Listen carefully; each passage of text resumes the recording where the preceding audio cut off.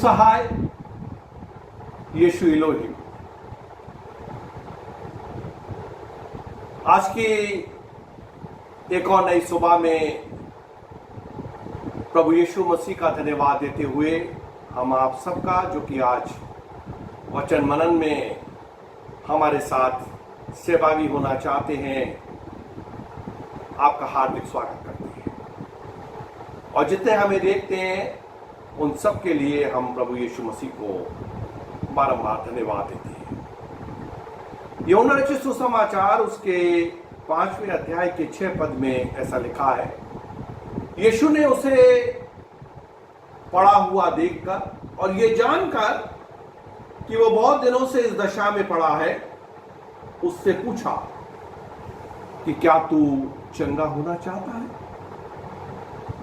यानी यीशु मसीह हमारे जीवन में कुछ करने से पहले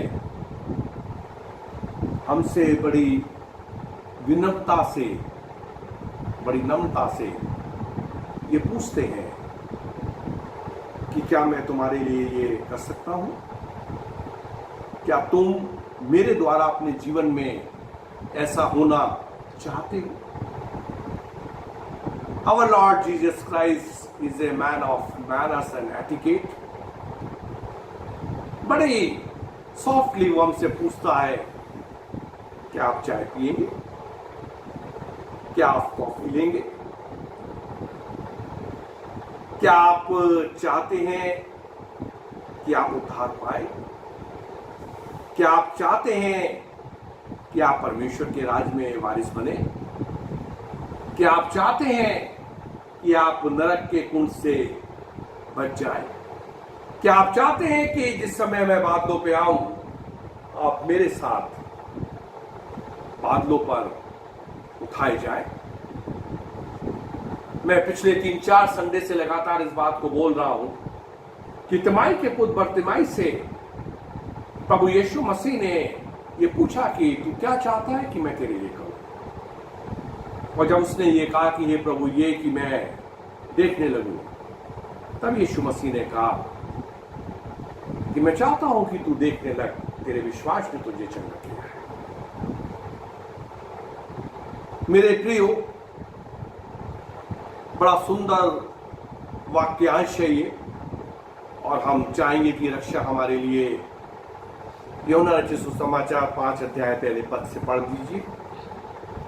इन बातों के पश्चात जी यहूदियों का एक पर्व हुआ। जी हाँ, और यीशु यरूशलेम को गया। जी हाँ, यहूदियों के 3 महान पर्व हैं, फसह का पर्व, पिंतकुस्त का पर्व और तंबुओं का पर्व। और हमें यह बताया गया है कि यरूशलेम से 32 किलोमीटर के दायरे में रहने वाले हर एक एडल्ट यहूदियों का ये कर्तव्य था कि वो इन तीनों पर्वों में आराधना करने के लिए और इन पर्वों से संबंधित विधि विधानों को पूरा करने के लिए यरूशलेम को जाए।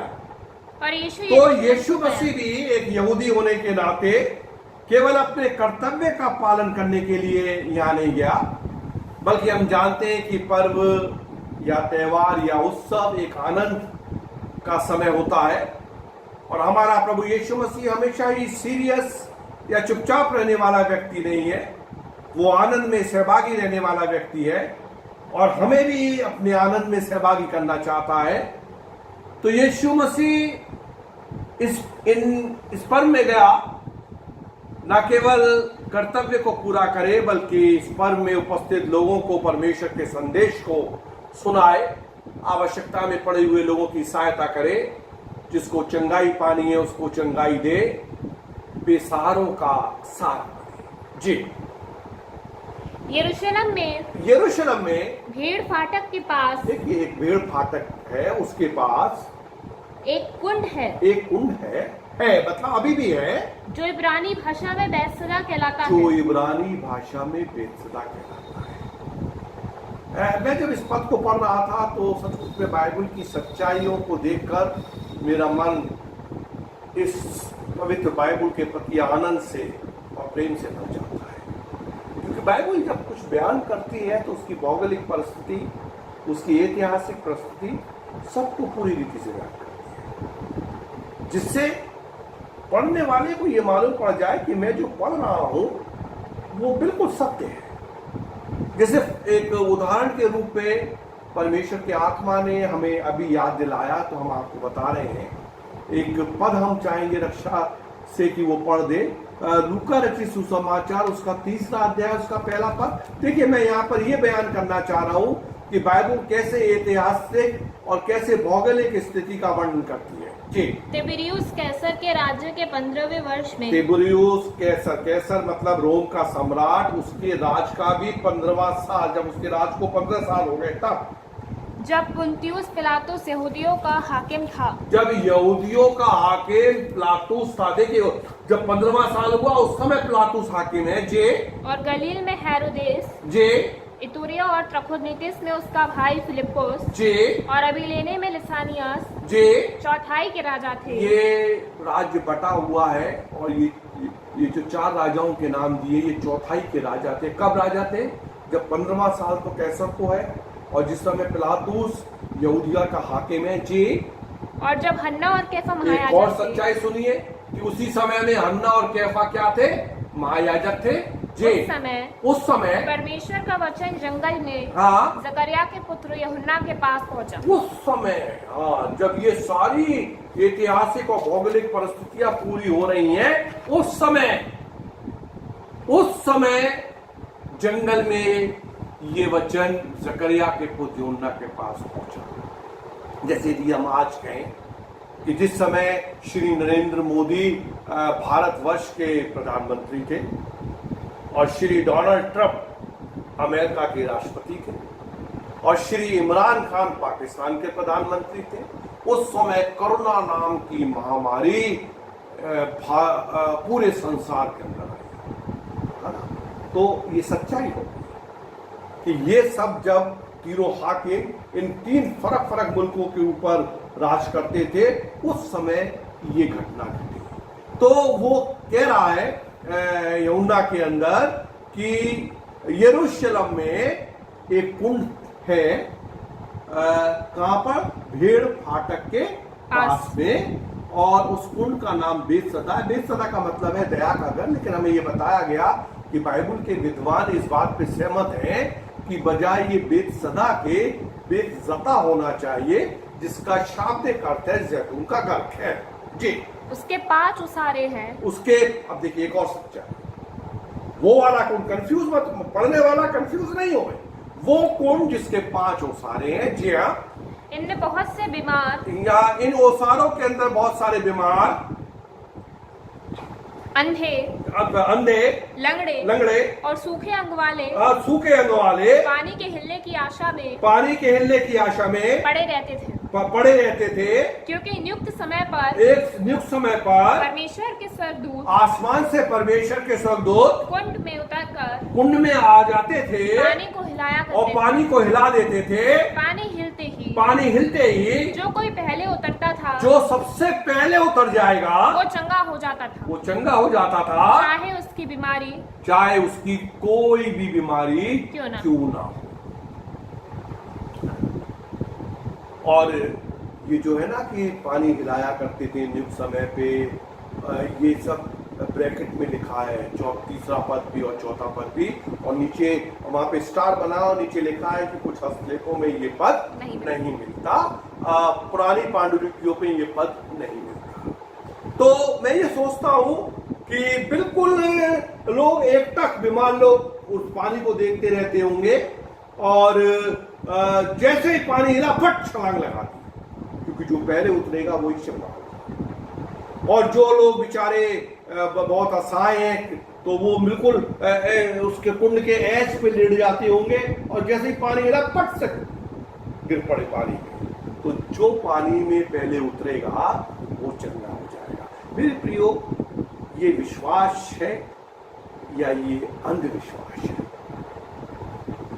हमें ये बताया गया कि उस कुंड के नीचे एक सोता था, और जब जब सोता फूटता था तो पानी के बुलबुले उठते थे, और जब पानी के बुलबुले उठेंगे तो नेचुरली पानी हिलेगा।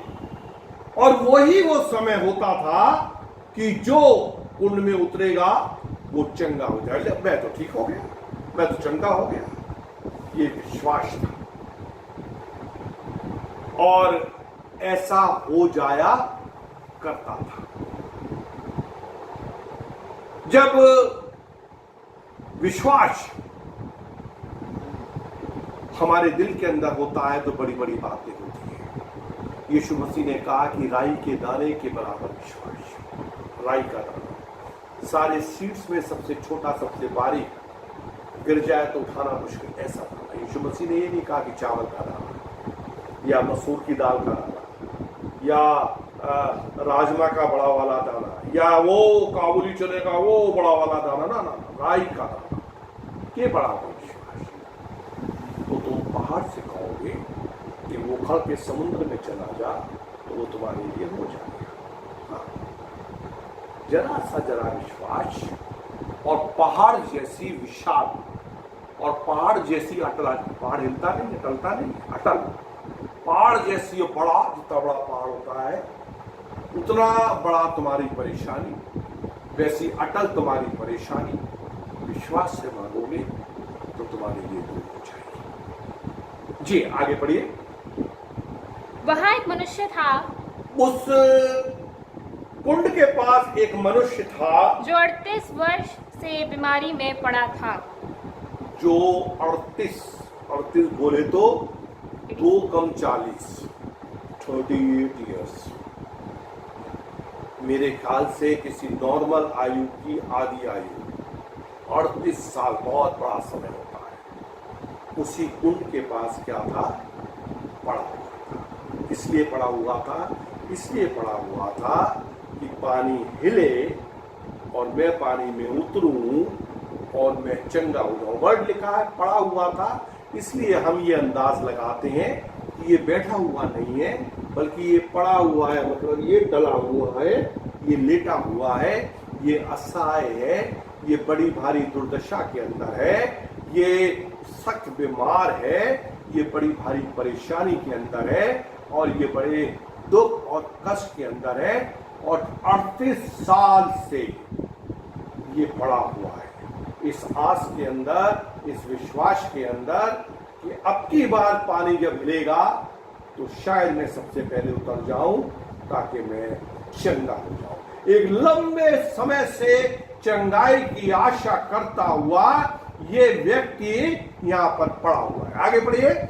यीशु ने उसे पड़ा हुआ देखकर, यीशु ने उसको पड़ा हुआ देखकर और ये जानकर, और यीशु को ये मालूम पड़ा लोगों से, जैसे पता नहीं, ये मालूम पड़ा कि ये इतने समय से यहीं पर पड़ा हुआ है कि वह बहुत दिनों से इस दशा में पड़ा है। जी। उससे एक सवाल पूछा, क्या तू चंगा होना चाहता है? क्या तू चंगा होना चाहता है? बड़ा बेवकूफी का सवाल, बड़ा मूर्खतापूर्ण सवाल। मैं सोचता हूं यदि इसके पास एक डंडा फंडा होता तो वो डंडा उठा लेता। भैया क्या पागलपने की बातें पूछ रहा है? अगर चंगा नहीं होना चाहता हूं तो 38 साल से यहाँ पे क्यों पड़ा हूं? क्यों पड़ा हूं? चंगा होना चाहता हूं तभी तो अपने बारी का इंतजार कर रहा हूं, इसीलिए यहां पड़ा हुआ हूं। लेकिन नहीं मेरे प्रियो, यह मूर्खतापूर्ण सवाल नहीं है, यह कोई बेवकूफी से भरा हुआ प्रश्न नहीं है, बल्कि ये बड़ा ही बुद्धिमानी का सवाल है। यीशु मसीह कुछ भी करने से पहले ये पूछता है, आपसे पूछता है, मुझसे पूछता है कि बोलो, क्या तुम बदलना चाहते हो? क्या तुम चंगा होना चाहते हो? क्या तुम अपने पैरों पे खड़ा होना चाहते हो? बोलो, बताओ। क्यों? कि 38 साल की लंबी अवधि के बाद तुम्हारे जीवन में कहीं निराशा तो नहीं आ गई कि जो अब तक नहीं हुआ वो अब भी नहीं हो सकता? इल्ले, जो अब तक नहीं हुआ वो अब भी नहीं हो सकता। क्या तुम बिल्कुल निष्क्रिय तो नहीं हो गए? क्या तुम बिल्कुल निराशा में तो नहीं चले गए?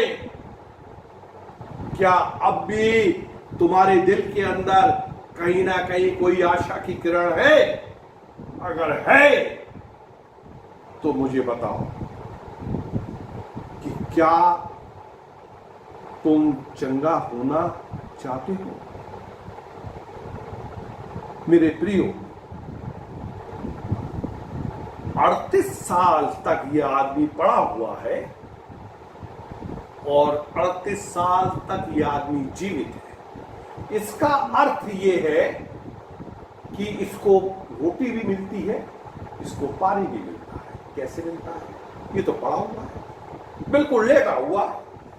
तो कोई ना कोई आकर इसको रोटी खिला के जाता है और कोई ना कोई आकर इसको पानी पिला के जाता है। मेरे प्रियो, परमेश्वर सबको खिलाता है और सबको पिलाता है। किस रीति से पिलाता है, किस रीति से खिलाता है, ये परमेश्वर जानता है। यीशु मसीह ने कहा, आकाश की पक्षियों को देखो, वो ना बोते हैं, ना जोतते हैं, ना काटते हैं, यदि मैं उनको खिला सकता हूं तो हे अल्पविश्वासियों, तुमको क्यों नहीं खिलाऊंगा? हमारे मुसलमान भाई कहते हैं कि अल्लाह ने मुंह चीरा है वो ही भरेगा। हमारी एक बहन कह रही थी कि पादरी साहब जी, परमेश्वर उठाता तो खाली पेट है लेकिन सुलाता खाली पेट नहीं है। तो कैसे ना कैसे पानी मिल रहा है, कैसे ना कैसे रोटी मिल रही है, कैसे ना कैसे कोई चद्दर उड़ा जाता है, कैसे ना कैसे कोई उसकी दैनिक क्रियाओं को करा जाता है, कुछ ना कुछ हो रहा है, सब कुछ चल रहा है। अब अगर चंगा हो जाएगा तो क्या होगा? क्या कोई रोटी खिलाएगा? नहीं। फिर कोई पानी पिलाएगा? नहीं। फिर अपनी रोटी कमाने के लिए परिश्रम आपको ही करना पड़ेगा। तो सोच लो कि ये जीवन बढ़िया है कि पड़े पड़े खा रहे हो, पी रहे हो, या वो जीवन बढ़िया है कि जिसके लिए तुम्हें मेहनत और मजदूरी करनी पड़ेगी। हाँ मेरे प्रिय, बहुत सारे लोग हैं जो कुछ ना करना पड़े इसके लिए बीमारी बड़े रहना चाहते हैं। मैं बहुत समय पहले कुछ प्रिंटिंग का काम मैंने डाला था और मैं धौलपुर में प्रिंटिंग कराता था और उनको लेके आगरा जाता था। मेरे डैडी ने मुझे कार भी दे रखी थी। कार तो मैं उसी समय लेके जाता था जिस समय मेरे पास बहुत सारा मटेरियल होता था, तो मैं डिक्की में भर के उनको सप्लाई करने के लिए जाता था। लेकिन वैसे जब ऑर्डर लेना है या बातचीत करनी है तो मैं ट्रेन से जाता था। मैं एक ट्रेन चलती थी जिसका नाम था पैसेंजर ट्रेन। छोटी ट्रेन थी, वो सब जगह रुकाती जाती थी, लेकिन 1 घंटे में आगरा पहुंच जाती थी, 1-1.5 घंटे के अंदर। तो वो 12 बजे हमारे यहाँ से धौलपुर से चलती थी और 3 बजे वापस आगरा से चलती थी। तो मैं उस ट्रेन से आगरा जा रहा था और मैंने एक व्यक्ति को देखा जो भीख मांग रहा था, और मैं आपको बता रहा हूं कि उस व्यक्ति के साथ एक छोटा सा बच्चा था और छोटे से बच्चे ने उस अंधे व्यक्ति का, वो अंधा था या नहीं था, मतलब आंखें बंद थी, उस अंधे व्यक्ति के हाथ में डंडा था और डंडे का एक सिरा तो उस व्यक्ति ने पकड़ा था और दूसरा सिरा उस छोटे बच्चे ने पकड़ा था, और वो दोनों ऐसे, मतलब बच्चा उसको राह दिखाता हुआ डंडा पकड़ के चल रहा था, पीछे पीछे वो चल रहा था और वो ये कह रहे थे, दे दे दे दे दे दे, मांगते हुए। मेरे पास से जब वो गुजरा तो मैंने भी कुछ आर्थिक मदद जो मैं कर सकता था मैंने उसकी कर दी और वो आगे बढ़ गया। जब वो आगे चला गया तो मेरा एक मित्र वहां बैठा हुआ था, उसने मुझसे कहा कि विलियम साहब एक बात बताइए, आज सवेरे आप क्या नाश्ता करके आए? मुझे बड़ा अजीब सा लगा। मैंने कहा जी भाई नाश्ता क्या था, मेरी मम्मी ने सवेरे उठ के 2 रोटी बना दी मेरे लिए और रात की बची हुई सब्जी थी, मैंने वो खा ली, ये नाश्ता किया मैंने। अच्छा, कहने लगा, ये बताइए कि आप अपने घर से स्टेशन तक कैसे आए? कैसे आए मतलब? मैंने कहा ऐसा कोई खास दूर नहीं है, मेरा घर स्टेशन पास में था, पैदल पैदल आ गया। कहने लगे अच्छा। कहने लगे जिस भिखारी को भी आपने भीख दी है, आपको मालूम है कि वो क्या खा के आया? मैंने कहा कहने लगा वो हलवाई की दुकान पे कचौड़ी और दही में डुबा के जलेबी खा के आया है। और आप तो पैदल आए हैं, वो रिक्शे से अपने घर से स्टेशन तक आया है। और ये केवल आगरा तक जाएगा, आगरा में उतर के आगरा के स्टेशन पे भीख मांगेगा और फिर 3 बजे जब ये गाड़ी वापस चलेगी दोबारा लौट के आ जाएगा। जिसको आपने भीख दी है, इसके पास 3 मकान है और इसके घर वाले इसको मना करते हैं कि भीख मत मांगो, लेकिन इसको भीख मांगने की आदत पड़ गई है। यहां से आगरा तक जाएगा, आगरा से वापस आ जाएगा और बहुत सारे पैसे इकट्ठे करके ले आएगा। हाँ, मेरे अजीजों भिखारियों के पास बहुत सारे पैसे हैं। बहुत समय के बाद मैं चर्च के सामने, चर्च के अंदर रहना शुरू किया और वो ये भिखारी मुझको बहुत सालों के बाद दोबारा दिखाई दिया। और तब भी उसका डंडा पकड़ के वो लड़का आगे चल रहा था और वो पीछे चल रहा था। कई वर्ष बीत गए थे, वो भिखारी थोड़ा कमजोर हो गया था और जो बच्चा उसका डंडा पकड़ के चलता था वो थोड़ी बड़ी उम्र का हो गया था और उसके मुंह से निकल आई थी और फिर भी वो ये कह रहे थे, दे दे दे दे दे दे।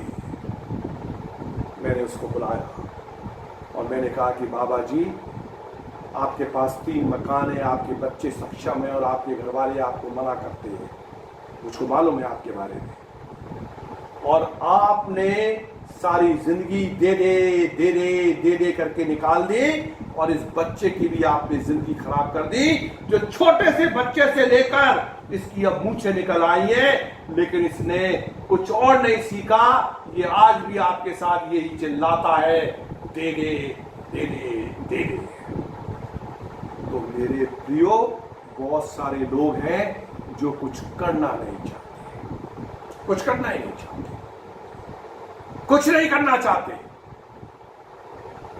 हमने समझाया कि कुछ कर लो, अपने कलीसिया के लोगों को आपकी टीचर के लिए नौकरी लगवा देते। उस उनके हस्बैंड ने हमारी तरफ देख के ऐसे मुस्कुराए करके जैसे हम कोई मूर्ख व्यक्ति हैं कि नौकरी हम उनकी पत्नी के लिए कह रहे थे कि नौकरी हमारी पत्नी तो महारानी है, राजकुमारी है। नहीं नहीं नहीं, ये काम करने नहीं चाहिए, नहीं करना चाहते, नहीं करना चाहते। तू दे दे, तू दे दे, तू दे दे, तू दे दे। और बड़ी बड़ी बीमारियां हो जाती है उनको, सीधी बीमारी, क्योंकि उनके डॉक्टर भी अजीब सही है। जाने कौन से होम्योपैथिशियन है, जाने कौन से डॉक्टर है, क्या डिक्लेयर कर दिया कि ये टाइफाइड हो गया। मालूम पड़ा टाइफाइड हो गया और दूसरे दिन टाइफाइड ठीक भी हो गया, टोपी लगा के बाजार में डोल रहे हैं। क्यों?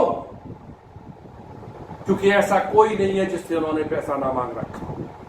वो बीमारी बने हुए कि हम तो बस बीमार हैं, छाती में दर्द, हाथ पैरों में दर्द, यहां पे दर्द, वहां पे दर्द, छोटा बीमार, बड़ा बीमार, बीच का ठीक है, इसके दाढ़ में दर्द, उसको बुखार हो रहा है, उसको पूरा परिवार बीमार है। नहीं मेरे प्रियो, प्रभु यीशु मसीह ये कहता है कि क्या तुम चंगा होना चाहते हो? अपने आप से पूछ के देखो। चंगे हो जाओगे, बदल जाओगे, तो तुम्हें बहुत कुछ करना पड़ेगा। उद्धार पाना चाहते हो, उद्धार पाना चाहोगे, तुम कहोगे हाँ चाहते हो, तो झूठ नहीं बोलना पड़ेगा, झूठ बंद करना पड़ेगा, चोरी बंद करना पड़ेगा, विचार बंद करना पड़ेगा। बोलो बोलो, पहले राजी हो। एक मसीह घर के अंदर प्रार्थना करने के लिए मैं गया और मैं प्रार्थना करने बैठा था। खटपट, प्रार्थना करने से पहले बातचीत कर रहे थे, थोड़ी सी खटपट हुई। उस महिला ने वहीं से बैठे बैठे पूछा कि क्या है? उन्होंने कहा कि वो बिजली घर के लोग आए मीटर चेक करने के लिए, किसी ने बताया। उन्होंने कहा पैसा भी 1 मिनट भी आ रही है। वो उठ के गई, अंदर से कट से एक आवाज आई, वो आके फिर से बैठ गई। मैं समझ गया अंदर क्यों गई, कट की आवाज क्यों हुई, काय के लिए उठ के गई, मुझको छोड़ के क्यों चली गई। अंदर एक बटन लगा हुआ है, उस बटन को चालू करेंगे तो बिजली का मीटर चालू हो जाएगा, उस बटन को ऑफ करेंगे तो बिजली का मीटर बंद हो जाएगा। पूरे महीने बिजली का मीटर नहीं चलाएंगे, 3-4 दिन महीने में चला लेंगे, जितना यूनिट बनेगा कम से कम बनेगा उतना पैसा दे देंगे। अचानक बिजली वाले आ गए, मीटर का स्विच तो बंद है, वो तो देख लेंगे कि भाई लाइट जल रही है और मीटर क्यों नहीं चल रहा, तो स्विच चालू कर देंगे। क्या तुम बदलना चाहते हो? बदलना चाहते हो तो चोरी करना छोड़ना पड़ेगा, झूठ बोलना छोड़ना पड़ेगा, व्यभिचार करना छोड़ना पड़ेगा। बोल, तैयार हो?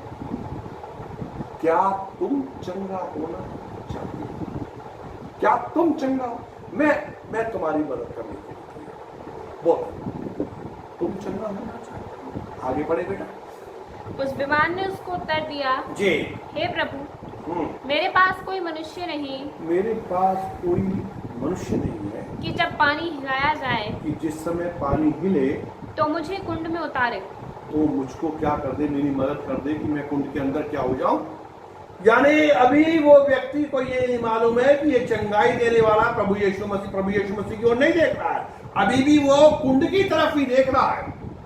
वो कह रहा है कि चंगा तो होना चाह रहा हूं, लेकिन समस्या ये है कि मैं अकेला हूं, मेरे मदद के लिए मेरे पास कोई जन नहीं है। हाँ, कि पानी हिले तो वो मुझको कुंड में उतार दे, इसीलिए मैं ऐसा हूं। आगे बढ़े। परंतु मेरे पहुंचते पहुंचते हाँ, दूसरा मुझसे पहले उतर जाता है। जी। यीशु ने उससे कहा, यीशु ने उससे कहा, उठ उठ। यीशु ने उससे कहा, पहली बात यीशु मसीह ने क्या कही उससे कहा, उठ। क्या कहा? उठ। डंडा फेंक के मारेगा ऐसा आदमी? उठ, पागल हो गया है? उठ। अबे उठ ही सकता तो यहां क्यों पड़ा होता? देख रहा है कि यहां पड़ा हुआ हो, मुसीबत में हो, दुर्दशा में हो। ये तो भला उन लोगों का जो मुझे रोटी दे जाते, मुझे पानी पिला जाते, मेरे ऊपर जब ठंड लगती है तो मेरे ऊपर कंबल उड़ा जाते हैं। नहीं कर सकता। क्या कह रहा है? उठ, डंडा दूंगा। उठ ही तो नहीं सकता। जे अपनी खाट उठा। अच्छा, मतलब एक तो उठूं और दूसरा काम ये और करूं कि अपनी खाट और उठाऊं। वाह वाह वाह वाह वाह। कहा भैया मूर्खों के सरदार, कहां से आया है तू? मतलब पहली बार मेरे इतनी दुर्दशा में हूं और तू मुझसे कहता है उठ। अच्छा, और खाट और उठाऊं? जे और चल फिर। हा, वेरी गुड। पहले उठो, अपने खाट में उठाओ और फिर चलो फिरो। तीन काम एक साथ। क्या कह रहा है? तो हाँ मेरे प्रियो, आज हर एक उस इंसान से जो अपने कर्जे में डूबा है, कोई उससे उसका अपना पैसा वापस उधारी का ना मांग ले, इसलिए अपने आप को बीमार दिखा रहा है, अपना रोना रोता रहता है, हर समय चिल्लाता रहता है, मैं बीमार, मेरा पति बीमार, उसकी छाती में दर्द, उसके हाथ पैरों में दर्द, छोटे वाले को बुखार, बड़े वाले की दाढ़ में दर्द, और फिर हाँ एक महिला मेरे पास आती है और जितनी वो तो बड़ी वाली को बुखार, और बीच वाली तो ठीक, और वो छोटे वाले को उसके दाढ़ में दर्द, और वे पल के चिपकाती रहती है बार बार कि याद कर ले के भी और कौन सी बात। और फिर एक आसा विषय नहीं, मैं कहा हाँ ठीक है कर देंगे दुआ। तो एक आसा विषय भूल जाती है तो अपनी कुर्सी तक बैठते बैठते फिर वहां से भी एक आध बार चिल्ला के कोई और विषय बता देते हैं।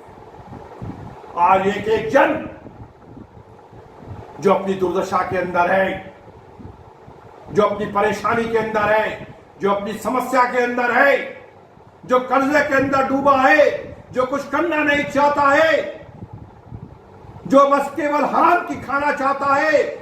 मैं बाइबल में पढ़ रहा था, परमेश्वर का जीवित वचन कहता है कि अपने हाथों से परिश्रम करो, अपने हाथों से कमाओ, अपने हाथों से खाओ। तू दे दे, तू दे दे, तू दे दे, क्या मांगते ही रहोगे? ऐसे हर एक जन से जो आज इस दशा के अंदर है, मेरा प्रभु यीशु मसीह ये कहता है, पहली बात उठ, अपने अंदर एक इच्छा जागृत कर। हाँ तू बीमार है, तू असहाय है, मैं ये नहीं कह रहा, हो सकता है आप बीमार है, कि दर्द किसको नहीं, कमर का दर्द, हाथ का दर्द, पैर का दर्द, क्या नौकरी करना छोड़ दे। जिस समय ये नोटबंदी हुई थी, नोट बंद हुए थे, सबसे ज्यादा परेशानी बैंक कर्मचारियों की हुई थी। और मैंने एक बैंक मैनेजर का इंटरव्यू देखा था जो कैंसर का मरीज था, और वो अपनी दुर्दशा पे अपनी नौकरी जो वो कर रहा था, रात रात तक जाग जाग के बेचारा रोने लगा था। तो क्या बीमार है तो नौकरी नहीं करे, बीमार है तो काम पे नहीं जाए, बीमार है तो अपना खाना नहीं बनाए, बीमार है तो क्या पड़े रहे, बीमार है तो क्या डले रहे। नहीं, प्रभु यीशु मसीह कहता है कि देखिए, अगर अपनी आराम कुर्सी के ऊपर आप ऐसे करके बैठे रहेंगे और फिर ये सोचेंगे कि कोई आश्चर्य कर्म मेरे जीवन के अंदर हो जाए तो कैसे होगा। आपके अंदर एक कॉन्फिडेंस आना चाहिए, आपका विल पावर स्ट्रांग होना चाहिए।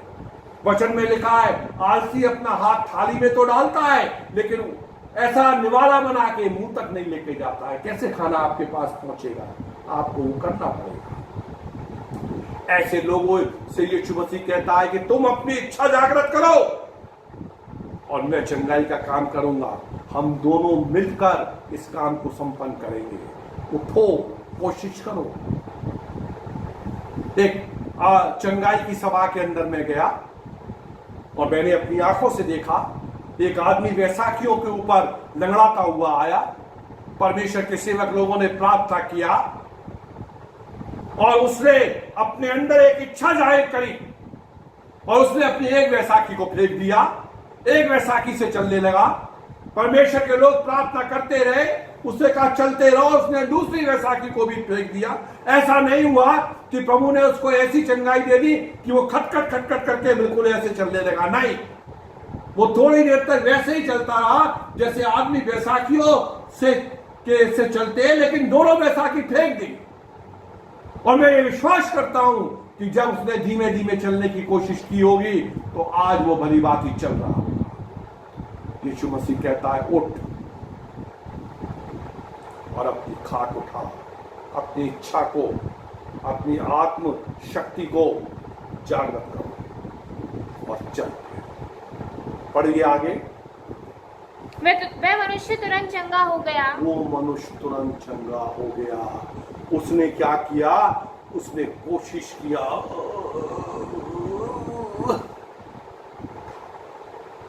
उसने कोशिश किया, खड़ा हो गया। उसने कोशिश किया, अपनी खाट को खड़ा किया। उसने कोशिश किया, अपनी खाट को उठाया और उसने कोशिश किया कि वो चलने और करने लगा। Hallelujah, hallelujah, hallelujah. कोशिश करने वाले के लिए क्या कुछ नहीं हो सकता, सब कुछ हो सकता। जबकि कोशिश कराने वाला हमारे सामने खड़ा होकर हमसे ये पूछ रहा है, पहला सवाल ये कि क्या तू चंगा होना चाहता है? नहीं प्रभु, मैं तो ऐसे ही ठीक हूं। अभी मांग लाया हूं 500 रुपए, चल रहा है काम, खत्म हो जाएगा। फिर एक सिस्टर है, वो राशन डलवा देंगे, वो खत्म हो जाएगा। फिर एक दूसरे भाई है, उन्होंने कहा है 3000 की मदद वो कर देंगे, वो फिर दे देंगे। मैं ठीक हूँ, मेरा काम चल रहा है, सब बढ़िया चल रहा है। बड़े दिन पे नए कपड़े मेरे आ जाते हैं और बीच ब्याज में मुसलमानों के बीच में मैं रहता हूँ। बकरा ईद पे बकरा खाने को भी मिल जाता है। मुहर्रम आएंगे तो खिचड़ा भी मिलेगा, मुझको बिरयानी भी मिलेगी। सब काम चल रहा बढ़िया, तक कोई दिक्कत नहीं है। मैं जैसा हूँ वैसा हूँ। लेकिन पति आप कहते हैं कि नहीं, मैं चाहता हूँ कि मेरी ये दुर्दशा न जाए। मैं चाहता हूँ कि मैं अपने पैरों के ऊपर खड़ा हूँ। मैं चाहता हूँ कि मैं भी एक इज्जत की जिंदगी जीऊँ। मैं ये चाहता हूँ कि मैं अपनी नजरों को उठाकर जीऊँ। तो प्रभु यीशु मसीह आपकी मदद करने के लिए तैयार है। प्रभु इन वचनों के द्वारा आप सबको बहुत सारी आशीष दे। आपका दिन शुभ हो।